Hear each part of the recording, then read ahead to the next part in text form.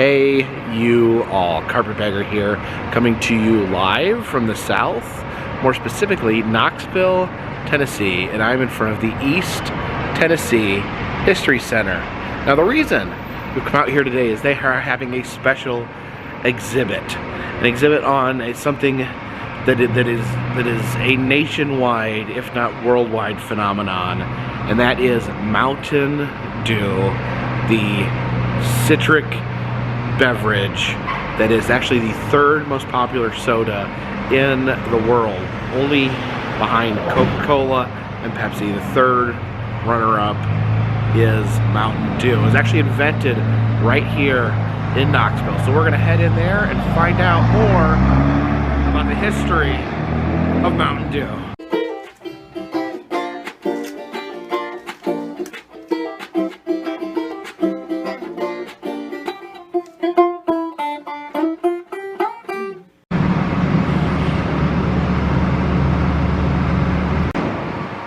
Look here, one of the best slogans ever, and I can't believe they don't use this anymore.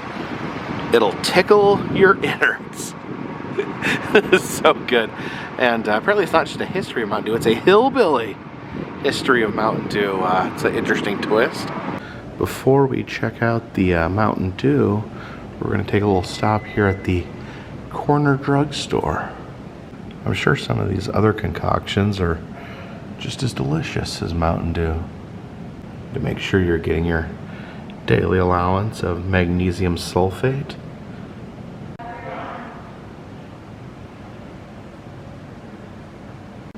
Oh, now they're teasing us. We have a little soda fountain right here. Although instead of Mountain Dew, it looks like they're serving some Coca-Cola. Another type of soda, Cherry Smash. It says it's our nation's beverage, but I've never heard of it. It must have fallen out of favor at some point. Never had Bromo seltzer either. It sounds delicious. Some different razor blades here.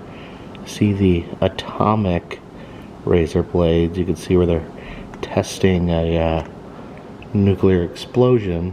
You can even see the little palm trees next to the unfortunate island that they are testing said explosion on. Yes, the old pharmacies, they carry everything from the different types of foot care to the newest and shiniest varieties of poop buckets. See some cod liver oil there, and just to drive home the point that you are guzzling fish syrup, the bottle is shaped like a cod. A good old Taff-on appetite appeasement. Just a few pills and you don't want to eat anymore. Sounds pleasant. Foley's honey and tar compound. My two favorite things mixed together at last. Honey and tar. And here's some Smith's diarrhea mixture. Diarrhea mixture. Oh, old medicine is funny. Here's King's Pills. I have no idea what exactly they do, but there are 36 of them. 36 pills. Here's the infamous 666 cold medicine. As nuts as that sounds, they were still selling this. I don't know. They may still be selling it. I remember like about 15 years ago seeing this in an actual store for sale. If anyone out there remembers this or knows if they're still selling 666 cold medicine, and as it does say 666 trademark, so they claim to have the trademark on 666. I don't know. The devil might have something to say about that. Also, it says not for malaria. Good to know. I was out at the local drugstore looking for malaria medicine. I almost got some 666. Good thing they put that disclaimer.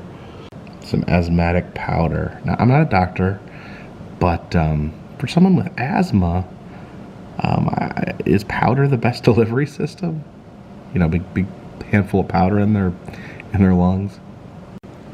You know, from looking at all these old-timey medicines, one thing I am gathering is that people were just constantly battling constipation at one point in history. Look at that big jar of pills up there. I wonder if that was just some sort of pill grab bag, just Try your luck, see if it makes you feel any better. Next door to the pharmacy, we have the dentist's office. You can see this old dental chair there. See the old spit bucket there. I miss spitting at the dentist. Now they use like a little vacuum to suck the water out of your mouth. But I remember as a kid, like, the highlight of the trip to the dentist was just being able to take a big old spit right in that bucket right there. It's an authentic streetcar. It was used right here in Knoxville.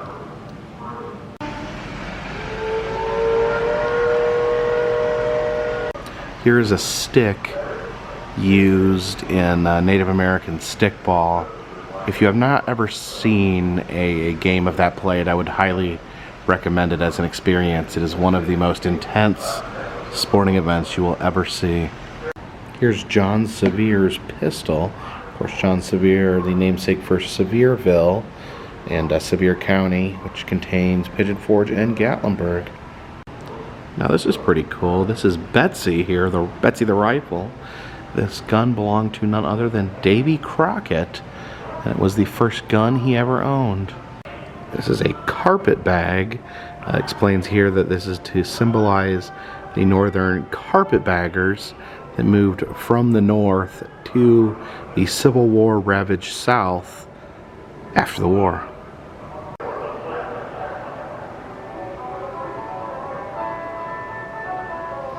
Now this is interesting. It's a little exhibit on the word hillbilly and the stereotypes of hillbilly. Of course, you see the common tropes, the guy with a big beard and the rifle and the dog, the outhouses. You can see the hillbilly toothbrush there where it's like a corn cob on the end of a stick. There's a postcard from the classic mountain attraction, Hillbilly Village in Pigeon Forge. Original menu from Cracker Barrel, which apparently used to use more of a hillbilly theme to their restaurant. Has anyone ever had Kickapoo juice? Looks like they use both Native American and hillbilly stereotypes in their packaging. And of course, Mountain Dew did use the hillbilly stereotype for advertising, but we're going to be getting to that here in just a minute. My friend, the dog. Some old handmade banjos. I believe that's a dulcimer right there. Little section on steel guitar Hall of Famer Billy Bowman. Got his steel guitar right there. These little tiny guitars and banjos, they're adorable. And it is mandatory. Every southern attraction or museum must contain a moonshine still. You have a dress here that was worn and performed in by Dolly Parton. Here's a carving made by famed mountain man Wiley Oakley. Now the town of Oak Ridge was known as the secret city, as it was basically created for the sole purpose of developing nuclear weapons. Apparently at some point the secret got out and they just started putting atom bombs on their pennants. Also, I don't know what that is. It's like a tiny little atomic bomb. I guess that would be like something they would give out to tourists. And Oak Ridge was so secretive that all people there had to wear a badge at all times. Even if you lived there and didn't necessarily work in top secret areas, you still had to wear a badge. It says even children had to wear badges at all times. Now I am a huge fan of Rock City, but technically it's not in Tennessee. It does say Lookout Mountain, Tennessee. Technically it's in Lookout Mountain, Georgia. And there we see Rocky the elf that is the mascot of Rock City. Also, I guess that's his little moonshine still right there. Here's some relics from the 1982 World's Fair. Took place here in Knoxville. And yes, if you look at this pillow, it says Tennessee Hillbillies host the 1982 World's Fair. And what a wonderful logo. A hillbilly passed out drunk on moonshine, sleeping on top of the earth with a pig. Oh dear me. All right, and finally, the thing that brought us here, the Mountain Dew exhibit. Here is the Mountain Dew map, where it shows the Mountain Dew consumption by state. The darker green, the more Mountain Dew is consumed there. It looks like it's very, very popular in Kentucky and West Virginia. So coal mining and Mountain Dew apparently go together like peanut butter and jelly. That dark green color actually means that 4 to 4.9 cases of Mountain Dew are sold per person in those states. That is a lot of Mountain Dew. And I mentioned before, moonshining is something that's always featured in southern museums, southern attractions. Mountain Dew, the name Mountain Dew is actually derived from a nickname for moonshine. Here are some genuine moonshine jugs used here in the mountains. Here's a machine that was used to bottle soda. It actually works by that foot pump right there. You push that and I guess put the bottle in there. Here's the very first Mountain Dew bottle, or at least the type of bottle that was used. It was meant to originally look like a barrel. And apparently the company that originally made Mountain Dew, after selling the rights, they continued making sweetener, the Smoky Mountain Sweetener Company. So yes, the Hartman Beverage Company, which originally created Mountain Dew. Here's some of the older bottles. There's an Orange Crush bottle. Now that's interesting right there, that little disc. It says 7-Up. Apparently it was a 7-Up advertisement that was actually embedded in a concrete sidewalk. Here's the first colored Mountain Dew bottle. You can see that they use the Hillbilly imagery pretty strongly on there. You see the Hillbilly out hunting with his pet pig. John Bruschetto and Sam Newton were the artists that originally created the Mountain Dew Hillbilly. Interestingly enough, they also created this, the Smoky Mountain Taffy Logs box. You'll definitely see that box all over the place here in the Smoky Mountains. You can see here, this is a map that they created of the Smoky Mountains, incorporated some of the hillbilly imagery into this as well. If you look right there, you can see Gatlinburg in a much quainter, tinier form. It's just a cafe and some cabins. We all know that it grew to much more than that. But what I personally find interesting is Pigeon Forge literally isn't even on this map because back then Pigeon Forge had yet to even really be grown into an attraction. You can see the Cherokee Indian reservation portrayed there. A little problematic. The Native American right there is just holding a piece of paper that says "Ugh." Maybe not the best portrayal of Native Americans. A good way to encourage tourists to come to the area is, of course, the promise that they will be killed by a bear. Thievin' Varmints, Mountain Dew's competitors. You can see these are brands of soda that are maybe inspired by Mountain Dew. There's Sundrop, which Sundrop tastes different to me. It's much more of a grapefruit taste, and it is popular in this area as well. Of course, I think the most infamous alternative is Mellow Yellow. Then we move over here to the Kickapoo juice, which is pretty blatant. They use the same hillbilly imagery there. Hillbilly Brew, also pretty much a knockoff of what it looks there. We have White Lightning, which is another name borrowed from moonshining. Hillbilly Juice with 2 O's instead of a UI. There's a Cheerwine bottle back there. I actually have some issue with that. Cheerwine is in no way like Mountain Dew. I'm really finding it curious that they would include Cheerwine in this case full of knockoffs. Now, I wasn't even aware of this. Apparently there's a Mountain Dew extended universe. Here's the whole family. Of course, we have Grandpappy, who's the most famous member of the family, the one that was used on the label. Old Granny Musician. He His name is Musician. And we have Willie, another musician. Okay, these are just generic musicians, I guess. There's Luke and Jake, Clem, Len, Scary Lou, Buell, Gertie, and Scary, Millie, and Sally Joe. Huh. So I'm amazed to get Grandpappy home. Of course, you gotta like watch out for certain treacherous things such as skunks, snakes, bear traps. And the only thing worse than a bear trap is a bear itself. I guess at some point in our history we kind of went through hillbilly fever. Some stylish hee-haw overalls. It's the Beverly Hillbillies. Yeah, it was very popular at one point to portray hillbillies. I guess you could almost call it like hillbilly chic. There's Esquire. There's the Snuffy Smith board game. 1964, Pepsi purchases Mountain Dew. And check this out. For example, within 2 years of the Mings introducing new Mountain Dew to Columbus County, North Carolina, sales were equal to every man, woman, and child drinking 50 Mountain Dews a year.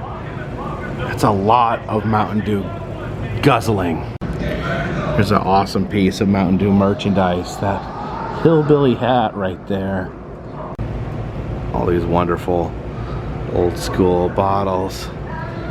And there is a little Mountain Dew hillbilly doll. Has anyone ever had Dr. Enough? It's kind of like Mountain Dew. I haven't had it in a long time though. I can't really remember exactly what it tastes like.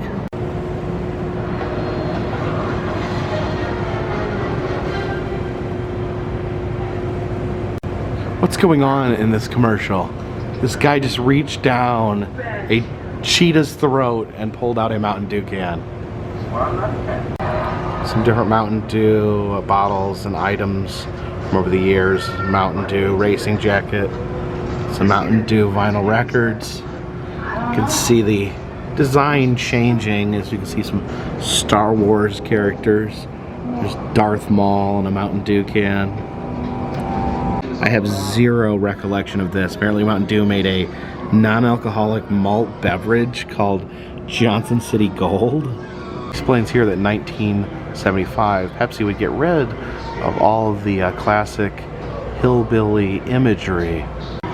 So after the hillbilly era of Mountain Dew, we have the Sunshine era, which was from 1975 to 1988, and then from 1988 to 1998 we had the Cool Mountain era, and then unfortunately after that we go into our current era, the Extreme era, where Mountain Dew is marketed in a very extreme manner. I don't know what the word extreme means, but it is associated with Mountain Dew in current times.